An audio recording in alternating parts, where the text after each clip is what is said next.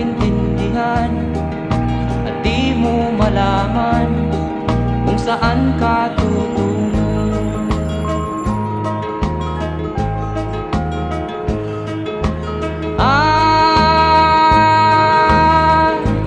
Kung nakamit mo na ang pangarap, di pa rin masiyahan, ang nais mo'y madagdagan. Limot mo na ang iyong pinagmulan.